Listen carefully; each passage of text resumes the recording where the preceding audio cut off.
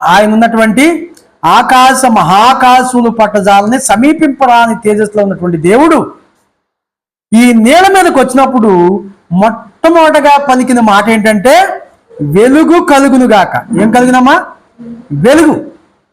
వెలుగు కలుగునుగాక అని రాయబడి ఉన్నది. ఎక్కడున్నది మాట? ఆది కాండము 1వ అధ్యాయంలోనే ఆ మాట ఉన్నది. మన దేవుడు ఏమై ఉన్నాడు? వెలుగై ఉన్నాడు. అంటే ఇప్పుడు ఈ సూర్యుడు అక్కర్లేదు, చంద్రుడు కూడా అక్కర లేదు.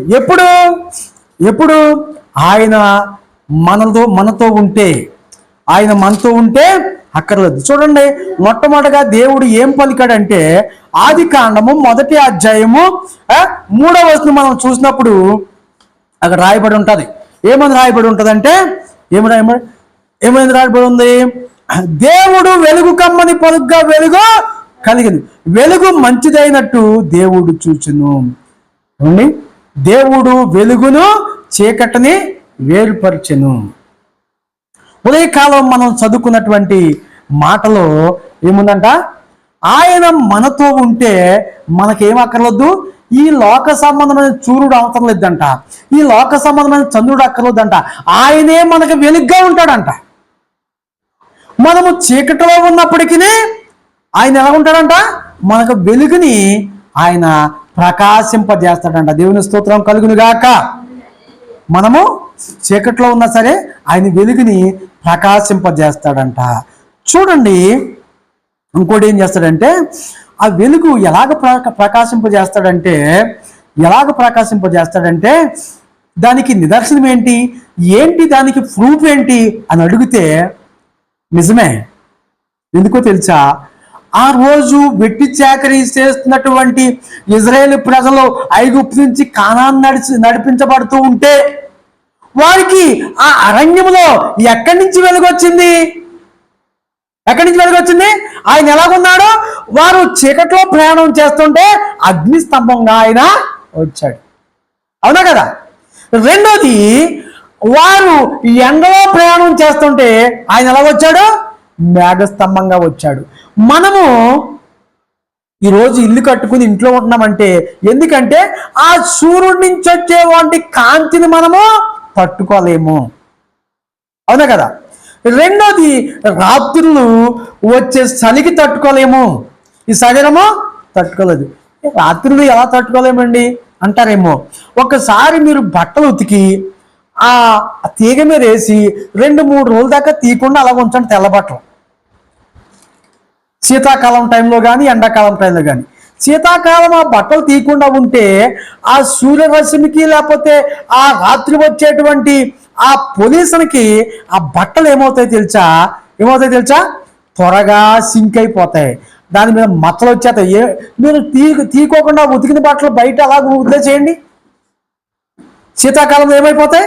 చల్లగానే ఉంటుంది, కానీ అవి ఏమవుతాయంటే మచ్చలు వచ్చేసి సింక్ అయిపోయి చినిగిపోతాయి. అది ఎండాకాలం అయినా శీతాకాలం అవునాయి.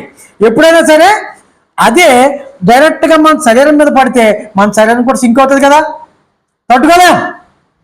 కాబట్టి మన ఇల్లు ఆ వెలుగు ఆయన సృష్టించినటువంటిది మనము ఏంటంటే తట్టుకోలేకుండా ఉన్నాం కాబట్టి ఇల్లు కట్టుకుని నీడలో ఉంటూ ఉన్నాం. కాబట్టి ఈ సూర్యుడు చంద్రుడు లేకుండా కూడా ఆయనే ప్రకాశిస్తాడంట మనకే. అప్పుడంట ఎలాగుంటా చూడండి, ఏమన్నాడు? యెహోవా నాకు వెలుగును. ఎలాగుంటాడంట ఆయన? యెహోవా నాకు వెలుగును. రెండోది ఎలాగుంటాడు? రక్షణగా. ఈ బట్టలు ఎందుకు వేసుకుంటున్నాం మనము? సూర్యుడిని ఈ వాతావరణం తట్టుకోలేక శరీరాన్ని కాపాడుకోవడం కోసం. రెండవదిగా అది అయితే మరి ఇంకో విషయం తెలుసా మీకు? అవ్వ ఆదాము వారు నిశ్చయంగా ఆ ఏదైనా తోటలో ఈ శరీరము మీద వాళ్ళకి ఏం కలిగింది? ఎండ పడింది, వర్షం కురిచింది. అవును కదా? ఇల్లు లేవు కదా, మొట్టమొదటిగా ఉన్నాయా? లేవు. వారి మీద ఆ చంద్రుడు ప్రకాశించాడు, చీకటి వచ్చింది, అయినా వారు దేవుని శక్తి కలిగి ఉన్నారు. అప్పటికి వాళ్ళకి ఏం లేదంట, పాపము లేదు. ఆ శరీరంలోనికి పాపం ఎప్పుడైతే ప్రవేశించిందో శరీరం ఏమైనప్పుడు బలహీనమైపోయింది. అప్పుడు దాకా ఏ శక్తితో వాళ్ళు ఏదేని తోటలో జీవించారు? దేవుని యొక్క శక్తితో. ఏ శక్తితో వారు దేవుని ముఖాముఖిగా చూశారు తెలుసా మీకు? వాళ్ళు దేవునితో సహవాసం చేశారు. మీకు తెలుసా?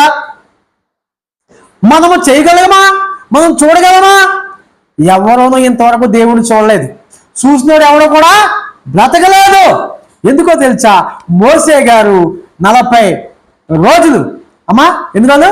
40 రోజులు ఆ సీనాయి కొండ మీదకి వెళ్ళి అక్కడ రేయి పగలు ఉపవాసం ఉండి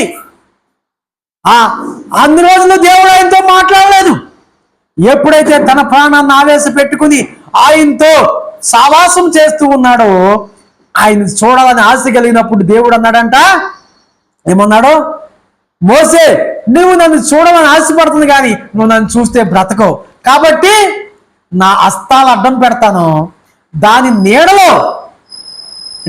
నీడలో హస్తాల నీడలో నీవు వెనక భాగం మాత్రమే చూడగలవు, ముందు భాగం చూస్తే బ్రతకలేవు.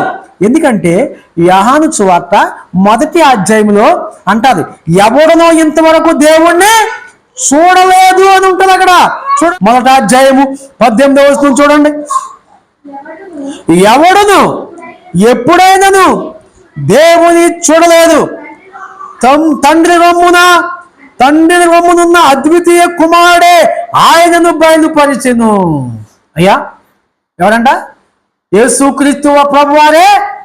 ఆయన చూస్తే దేవుడు చూస్తట్టే, ఆయన వాక్యాన్ని చూస్తే ఆయన చూస్తట్టే, ఆయన వాక్యం వింటే ఆయన మాట విన్నట్టే. దేవుని స్తోత్రం కలుగును గాక. అందుకే మనము ఆయన మాట వినాలి. ఆయన మాట వినని జనులు ఏమవుతారంట? చెడిపోతారంట. ఆయన మాట వినని ప్రజలు పాపంలో పడిపోతారంట. కాబట్టి ప్రియమైనటువంటి వారులారా, మరి ఇక్కడ యెహోవాయే నాకు వెలుగు, యెహోవాయే నాకు రక్షణ. ఇంకో మాట ఇందాక ఉదయకాలం చదువుకున్న మాటలో యోబు గారు కూడా ఎక్కడున్నాడు? చీకట్లో ఉన్నాడు. ఆయన ఏమంటున్నాడు? చీకట్లో ఉండి నా నెత్తి మీద ఆయన వెలుగు ఏం చేస్తుందంట? నాకు త్రోవ చూపెడుతుందని చెప్తూ ఉన్నాడు. ఏమంటున్నాడంటే, నా కృప నీకు చాలును. అప్పుడు కింద అంటాడు, నన్ను బలపరచువాని అందే నేను సమస్తమును చేయగలను అంటాడు. ఎప్పుడైనా సరే మనిషికి శ్రమ ఉండాలి, మనిషికి కష్టం ఉండాలి.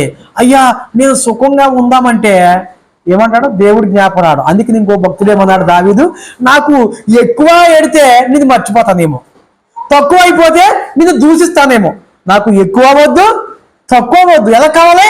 నాకు చాలినంత చాలయ్యా. అప్పుడు నువ్వు నా కమ్యూనిటీ ఎప్పుడు ఉంటావు. మీకు అర్థమైందా? ఆస్తి గలవారంట దేవుని రాజ్యంలో ప్రవేశిస్తారంట, ఆత్మానుసారులే దేవుని రాజ్యంలో ప్రవేశిస్తారంట.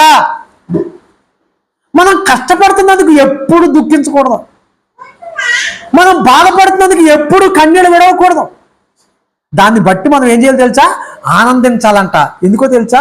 చూడండి, యాకోబు పత్రిక 1వ అధ్యాయంలో 12వ వచనంలో చూడండి.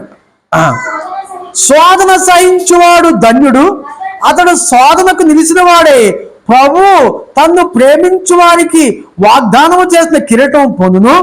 శోధన కలిగినప్పుడు దేవుడు నన్ను శోధిస్తున్నాడు, దేవుని చేత శోధింపబడుతున్నా అనకూడదంట. ఎందుకంటే ఇజ్రాయేల్ ప్రజలు